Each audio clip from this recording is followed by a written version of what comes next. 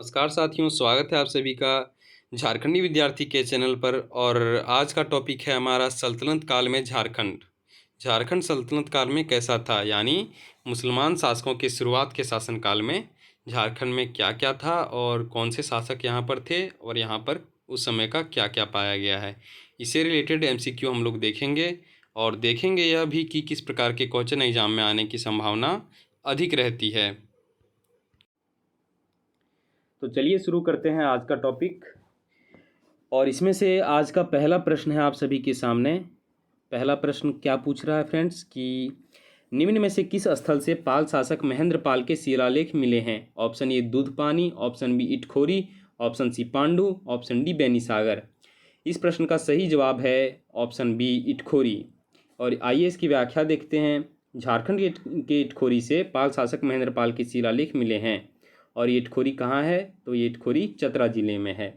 अगला प्रश्न आप सभी के सामने है। दूसरा प्रश्न है, इटखोरी स्थित माँ भद्रकाली की मूर्ति का निर्माण संभवतः हुआ था। ऑप्शन ए मौर्य काल में, ऑप्शन बी गुप्त काल में, ऑप्शन सी पाल काल में, ऑप्शन डी इनमें से कोई नहीं। तो इस प्रश्न का सही उत्तर है आपके सामने ऑप्शन सी पाल काल में।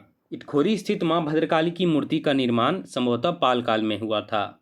तीसरा प्रश्न है फ्रेंड्स, नागवंशी राजा मोहन राय तथा गजघंट राय किस पालकालीन राजा के समकालीन थे। यानी नागवंश के राजा जब मोहन राय यहाँ झारखंड में शासन कर रहे थे और गजघंट राय उस समय कौन सा पालकालीन राजा शासन कर रहा था। Option A Gopal, option B Mahendrapal, option C Mahipal और ऑप्शन डी इनमें से कोई नहीं। तो इस प्रश्न का सही उत्तर है ऑप्शन बी महेंद्रपाल। यहाँ पे व्याख्या देखते हैं। नागवंशी राजा मोहन राय तथा गजघंट राय महेंद्रपाल यानी पालकालीन राजा के समकालीन थे। चौथा प्रश्न है, निम्न में से किस कवि के सांस्कृतिक परंपरा से झारखंड संबद्ध रहा है। Option A Jaidev, option B Gopinath, option C Tulsidas, option D इनमें से कोई नहीं। यानी कौन सा कवि का सांस्कृतिक परंपरा झारखंड के बारे में बताया है और झारखंड से जुड़ा हुआ है। तो इस प्रश्न का सही उत्तर है ऑप्शन ए जयदेव। जयदेव नामक कवि के सांस्कृतिक परंपरा से झारखंड का संबंध रहा है। और जीके का एक फेमस क्वेश्चन है कि गीत गोविंद के लेखक कौन थे, तो उसके लेखक भी जयदेव ही थे। अगला प्रश्न देखते हैं। पांचवा प्रश्न पूछ रहा है फ्रेंड्स, 12वीं सदी में पहली बार किस उड़ीसा के किस राजा ने खुद को झारखंड का राजा घोषित किया। Option A Narsingh Dev, option B Narsingh Dev द्वितीय, option C Singh Dev, option D इनमें से कोई नहीं। इस प्रश्न का सही उत्तर है ऑप्शन बी नरसिंह देव द्वितीय। 12वीं सदी में पहली बार झारखंड के राजा नरसिंह देव द्वितीय ने खुद को झारखंड का राजा घोषित किया। छठा प्रश्न है, पूर्व मध्यकाल में झारखंड का कौन सा स्थान तीर्थस्थल रहा था। Option A Itkhori, option B Parasnath, option C Sitagarha, option D उपयुक्त सभी। इस प्रश्न का सही उत्तर है ऑप्शन ए इटखोरी। आइए देखते हैं। पूर्व मध्यकाल में झारखंड के इटखोरी, पारसनाथ, सीतागढ़ा नामक स्थान तीर्थस्थल क्षेत्र रहा है, जो आज भी विद्यमान है। अगला प्रश्न है आप सभी के सामने, नागवंशी राजा भीमकर्ण ने किसका निर्माण करवाया था जिसका अस्तित्व आज भी है। Option A Bhimsagar, option B Navratnagarh, option C Palkot का किला, ऑप्शन डी दोईसागढ़। इस प्रश्न का सही उत्तर है ऑप्शन ए भीमसागर। नागवंशी राजा भीमकर्ण ने भीमसागर का निर्माण करवाया था, जिसका अस्तित्व आज भी है। भीमकर्ण प्रथम प्रतापी शासक था जिसने राय के स्थान पर कर्ण की उपाधि धारण की। कर्ण की उपाधि कलचुरी राजवंश की उपाधि से प्रभावित थी। इसने अपनी राजधानी चुटिया से खुखरा स्थानांतरित की थी। इसमें 3-4 प्रश्न बनते हैं फ्रेंड्स कि भीमकर्ण ने भीमसागर का निर्माण करवाया था, एक ये है। और कर्ण की उपाधि राय के स्थान पर क्यों ली थी, क्योंकि कलचुरी शासक जो थे वे कर्ण की उपाधि धारण करते थे और उन्होंने भीमराय पर आक्रमण कर दिया था। तो भीमराय ने उनको हराकर कर्ण की उपाधि ले ली थी। और राजधानी कहाँ की थी, तो चुटिया से खुखरा। इसमें एक ट्रिक है कि भीमकर्ण के समय राजधानी कहाँ थी नागवंश की, तो खुखरा। आप लोग इसे ऐसे याद रख सकते हैं कि उन्होंने, जैसे महाभारत में भीम ने दुर्योधन को बुरी तरह से मारकर उसका पूरा साम्राज्य छीन लिया था, यानी पूरा खोखर दिया था। तो उसी तरह से आप याद रख सकते हैं कि भीमकर्ण की राजधानी खुखरा थी। अगला प्रश्न है 8वां प्रश्न, धनबाद के गोविंदपुर में पूर्व मध्यकालीन कवि रचित शिलालेख मिला है, उस कवि का नाम क्या था। ऑप्शन ए कवि रामदेव, ऑप्शन बी कवि पंत, ऑप्शन सी कवि गंगाधर, ऑप्शन डी कवि महादेव। इस प्रश्न का सही उत्तर है कवि गंगाधर। आइए इसकी व्याख्या देखते हैं। धनबाद के गोविंदपुर में पूर्व मध्यकालीन कवि रचित शिलालेख मिला है, जिसके कवि कवि गंगाधर थे। अब आइए देखते हैं सल्तनत काल में झारखंड। मध्यकालीन इतिहास है और सल्तनत काल दिया गया है। इसमें से पहला प्रश्न क्या है, निम्न में किस शासक ने 1206 ईस्वी में नदिया, जो बंगाल में पड़ता है, पर आक्रमण झारखंड से होकर किया था? Option A Mohammad Ghori, option B Qutubuddin Aibak, option C Balban, option D Bakhtiyar Khilji. इस प्रश्न का सही उत्तर है ऑप्शन डी बख्तियार खिलजी। गुलाम वंश के इल्तुतमिश और बलबन के समय झारखंड इनके प्रभाव से मुक्त था, क्योंकि उस समय का नागवंशी राजा हरिकर्ण प्रभावशाली और शक्तिशाली था। 1206 ईस्वी में बख्तियार खिलजी ने झारखंड से होकर बंगाल के सेन वंशी शासक लक्ष्मण सेन की राजधानी नदिया पर आक्रमण किया था। इसमें भी 2-3 प्रश्न बनते हैं कि इल्तुतमिश और बलबन के समय झारखंड सल्तनत प्रभाव से मुक्त था, और क्योंकि ऐसा क्यों था, तो यहाँ का नागवंशी राजा उस समय हरिकर्ण था।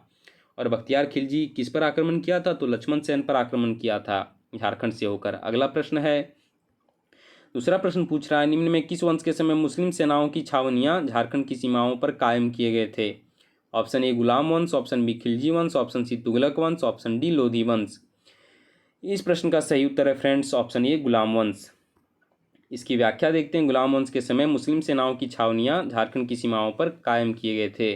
तो आप लोग बताइए कमेंट में कि गुलाम वंश का स्थापना कौन किया था, या फिर मैं वीडियो के अंत में आप लोगों को बता दूंगा। तीसरा प्रश्न है, 1310 ईस्वी में अलाउद्दीन खिलजी ने अपने किस सेनापति को नागवंशी राज्य को अपने अधीन करने के लिए भेजा था? Option A Malik Bayan, option B Saifuddin, option C Malik Chhajju, option D इनमें से कोई नहीं। इस प्रश्न का सही उत्तर है ऑप्शन सी मलिक छज्जू। इसकी व्याख्या देखने पर मिलती है, अलाउद्दीन खिलजी के सेनापति मलिक छज्जू ने नागवंशी शासक को कर देने के लिए विवश किया था। ज्ञातव्य है कि अलाउद्दीन खिलजी ने 1310 ईस्वी में अपने सेनापति मलिक छज्जू को नागवंशी राज्य पर विजय प्राप्त करने हेतु भेजा था। साथ ही नागवंशी राजा बेनूकर्ण ने अलाउद्दीन खिलजी की अधीनता स्वीकार कर ली थी। यानी अलाउद्दीन खिलजी का कौन सेनापति यहाँ आया था जो नागवंशी राजा को काबू में कर लिया था? तो वो सेनापति मलिक छज्जू था। और कौन नागवंशी राजा था? तो वो राजा बेनूकर्ण था। चौथा प्रश्न पूछ रहा है, अलाउद्दीन खिलजी का सेनापति मलिक काफूर जब दक्षिण भारत के विजय के लिए निकला तो वह किस राज्य से होकर गुजरा था? Option A Mizoram, option B Arunachal Pradesh, option C Tripura, option D Jharkhand. आप लोग बताइए कि दक्षिण भारत के लिए कौन सा रास्ता इनमें से यूज किया जा सकता है? तो वो ऑप्शन डी झारखंड होगा। इसकी व्याख्या बताती है, अलाउद्दीन खिलजी का सेनापति मलिक काफूर दक्षिण भारत के विजय अभियान पर जाते समय झारखंड से गुजरा था। अगला प्रश्न है, तुगलक काल के किस सिपह सालार ने हजारीबाग के चाई किला को जीतकर फतेह खान दौला के हवाले कर दिया था? सिपह सालार यानी कमांडर, और हजारीबाग में कौन सा किला था? तो चाई किला था। और किसे मिला? तो फतेह खान दौला को मिला। इसके ऑप्शंस हैं, option A Malik Bayan, option B Khawas Khan, option C Shahbaz Khan, option D इनमें से कोई नहीं। इस प्रश्न का सही उत्तर है फ्रेंड्स ऑप्शन ये मलिक बयां। मोहम्मद बिन तुगलक का सेनापति मलिक बयां हजारीबाग क्षेत्र में चाई चंपा क्षेत्र आ पहुंचा। संथाली स्रोतों के अनुसार यह आक्रमण इब्राहिम अली के नेतृत्व में हुई थी। मलिक बयान ने हजारीबाग के चाय किला को जीतकर फतेह खान के हवाले कर दिया था। तुगलक वंश में महत्वपूर्ण नागवंशी राजा हरिकर्ण थे। अगला प्रश्न है, फिरोज शाह तुगलक ने हजारीबाग के किस क्षेत्र को बंगाल के शासक शमसुद्दीन इलियास शाह से जीतकर उसे बंगाल की राजधानी बनाया था? Option A Barhi, option B Barkagaon, option C Padma, option D Satgawa. आप लोगों ने मेरी पहली वीडियो देखी होगी पहले की, तो उसमें से आप लोगों को आंसर मिल जाएगा। फिलहाल इसका सही उत्तर है ऑप्शन डी सतगावा। तो व्याख्या क्या कहती है कि फिरोज शाह तुगलक ने हजारीबाग के सतगावा क्षेत्र को बंगाल के शासक शमसुद्दीन इलियास शाह से जीतकर उसे बंगाल की राजधानी बनाया था। मोहम्मद बिन तुगलक ने छाजुद्दीन आजमुल मुल्क को सतगावा का शासक नियुक्त किया था। अगर क्वेश्चन टफ करना चाहे तो आपको ये पूछ सकता है कि मोहम्मद बिन तुगलक ने सतगावा का शासक किसे नियुक्त किया? तो छाजुद्दीन आजमुल मुल्क को। अगला प्रश्न है, तारीख फिरोज शाही के अनुसार मोहम्मद बिन फिरोज शाह तुगलक ने झारखंड क्षेत्र से होकर बंगाल के विरुद्ध कितनी बार आक्रमण किया? Option A 1, option B 2, option C 3, option D 4। इस प्रश्न का सही उत्तर है ऑप्शन बी 2। तारीख फिरोज शाही के अनुसार फिरोज शाह तुगलक ने झारखंड क्षेत्र से होकर बंगाल के विरुद्ध 2 बार आक्रमण किया था। 8वां इनमें से कौन सा कथन सत्य है? ऑप्शन ए उरांव जनजाति का प्रवेश इस समय में बख्तियार खिलजी के समय में हुआ था। ऑप्शन बी उरांव एवं मुंडा की भाषाओं में अरबी, फारसी तथा तुर्की भाषाओं के शब्द पाए जाते हैं। ऑप्शन सी खिलजी काल में प्रचलित रहे चौधरी, खूत, मुकद्दम जैसे शब्द आज भी प्रचलित हैं। ऑप्शन डी उपयुक्त सभी। इस प्रश्न का सही उत्तर है ऑप्शन डी उपयुक्त सभी। यानी व्याख्या देखते हैं। उरांव जनजाति का प्रवेश इस क्षेत्र में बख्तियार खिलजी के साथ हुआ। उरांव एवं मुंडा की भाषाओं में अरबी, फारसी तथा तुर्की भाषाओं के शब्द पाए जाते हैं। खिलजी काल में प्रचलित रहे चौधरी, खूत, मुकद्दम जैसे शब्द आज भी प्रचलित हैं, अर्थात उपयुक्त सभी कथन सत्य हैं। अगला प्रश्न आप सभी के सामने है। ओडिशा के किस शासक ने आक्रमण कर संथाल परगना तथा छोटा नागपुर के एक बड़े हिस्से पर अधिकार कर लिया था? Option A Rajendra, option B Kapilendra Gajapati, option C Surendra, option D इनमें से कोई नहीं। आप सभी जानते होंगे कि इस प्रश्न का सही उत्तर ऑप्शन बी कपिलेंद्र गजपति है। तो ओडिशा के कपिलेंद्र गजपति नामक शासक ने आक्रमण कर संथाल परगना तथा छोटा नागपुर के एक बड़े हिस्से पर अधिकार कर लिया था। अगला प्रश्न आप सभी के सामने है फ्रेंड्स। 10वां प्रश्न, निम्न में कौन सा कथन सत्य है? ऑप्शन ए श्री चैतन्य चरितामृत में झारखंड के भौगोलिक आकार का स्पष्ट वर्णन है। ऑप्शन बी समूल्य ग्रंथ में संथाल परगना तथा छोटा नागपुर से होते हुए गया होकर चैतन्य महाप्रभु के गुजरने का उल्लेख है, यह भी सत्य है। ऑप्शन सी इस ग्रंथ के अनुसार संथाल परगना के विभिन्न गांवों में उन्होंने ठाकुरबाड़ी की स्थापना की। ठाकुरबाड़ी यानी भगवान का घर यानी मंदिर, यह भी सत्य है। ऑप्शन डी उपयुक्त सभी। तो ये इसमें दिए गए सभी प्रश्न, सभी ऑप्शन सत्य हैं। श्री चैतन्य चरितामृत में झारखंड के भौगोलिक आकार का स्पष्ट वर्णन है। इस अमूल्य ग्रंथ में संथाल परगना तथा छोटा नागपुर से होते हुए गया होकर चैतन्य महाप्रभु के गुजरने का उल्लेख है। इस ग्रंथ के अनुसार संथाल परगना के विभिन्न गांवों में उन्होंने ठाकुरबाड़ी की स्थापना की थी। अगला प्रश्न है, निम्न में कौन सा कथन असत्य है? ऑप्शन ए वीरभूम, दुमका, जामताड़ा, देवघर आदि जिलों के कई स्थानों का नाम चैतन्य चरितामृत में है। ऑप्शन बी चैतन्य महाप्रभु फतेहपुर प्रखंड में आसना, सारठ प्रखंड के चित्रा तथा देवघर जिले के करौं ग्राम में पधारे थे।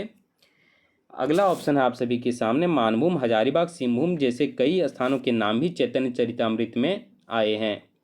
तो इनमें से असत्य पूछ रहा है, तो इसमें अगला ऑप्शन है श्री चैतन्य महाप्रभु कोराम्बे में स्थापित दुर्गा प्रतिमा के दर्शनार्थ यहाँ आए थे। आप सभी जानते हैं कि चैतन्य महाप्रभु भगवान कृष्ण के भक्त थे, तो उन्होंने दुर्गा की प्रतिमा के दर्शनार्थ यहाँ नहीं आए थे, इसलिए ऑप्शन डी सही है। वीरभूम, दुमका, जामताड़ा, देवघर आदि जिलों के कई स्थानों का नाम चैतन्य चरितामृत में है। चैतन्य महाप्रभु फतेहपुर प्रखंड में आसना, सारठ प्रखंड के चित्रा तथा देवघर जिले के करौं ग्राम में पधारे थे। मानभूम, हजारीबाग, सिंहभूम के कई स्थानों के नाम भी चैतन्य चरितामृत में आया है। अगला प्रश्न है, झारखंड में वैष्णव मत के प्रचार का श्रेय किसे दिया जाता है? Option A Surdas, option B Kalidas, option C Kabir, option D Chaitanya Mahaprabhu. तो मैंने पिछले प्रश्न में बताया कि चैतन्य महाप्रभु विष्णु कृष्ण भगवान के भक्त थे, जो कि वैष्णव मत के अंतर्गत आता है। तो इस प्रश्न का सही उत्तर ऑप्शन डी होगा। झारखंड में वैष्णव मत के प्रचार का श्रेय चैतन्य महाप्रभु को दिया जाता है। चैतन्य महाप्रभु मथुरा जाते समय झारखंड आए थे और पंच परगना क्षेत्र में रुके थे। उस समय इस क्षेत्र में नागवंश का शासन था। 13वां प्रश्न पूछ रहा है, जौनपुर के किस शासक ने मिथिला के राजा शिव सिंह तथा बंगाल के राजा गणेश पर आक्रमण करने हेतु झारखंड के मार्ग का उपयोग किया था? ऑप्शन इब्राहिम सरकी, ऑप्शन बी हुसैन शाह सरकी, ऑप्शन सी अब्दुल्ला सरकी, ऑप्शन डी इनमें से कोई नहीं।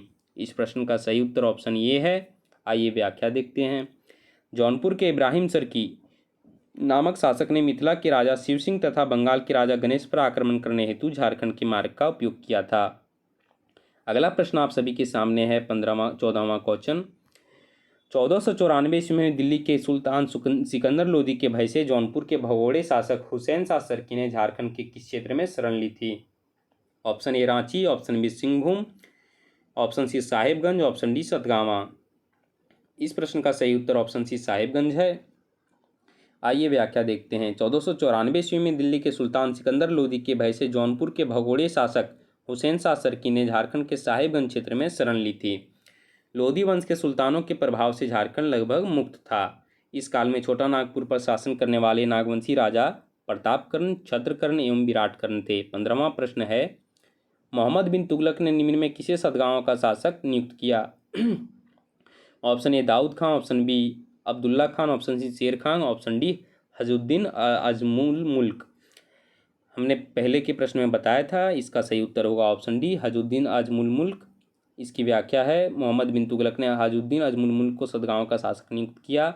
16वां प्रश्न है, फिरोज शाह तुगलक के आक्रमण के समय नागवंशी शासक कौन था? Option A Shivdas Karna, option B Benukarna, option C Chhatrakarna, option D Pratapkarna. इस प्रश्न का सही उत्तर है friends option A Shivdas Karna. Firoz Shah Tughlaq के आक्रमण किसमें नागवंशी शासक शिवदास कर्ण थे। फिरोज शाह तुगलक ने झारखंड चित्र से होकर बंगाल के विरुद्ध 2 बार आक्रमण किया। अगला प्रश्न है इनमें से कौन झारखंडी सुल्तान के नाम से जाना जाता है। Option A Firoz Shah Tughlaq, option B Sher Shah, option C Adil Shah द्वितीय, ऑप्शन डी बख्तियार खिलजी। इसका सही उत्तर होगा ऑप्शन सी आदिल शाह द्वितीय। खानदेश के शासक आदिल शाह द्वितीय ने अपने सैन्य दल को झारखंड भेजा था। ये झारखंडी सुल्तान के नाम से भी जाने जाते थे।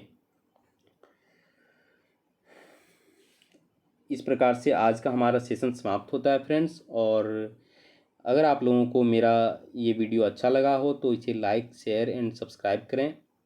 इस बात के लिए आपका बहुत बहुत धन्यवाद। Thank you friends.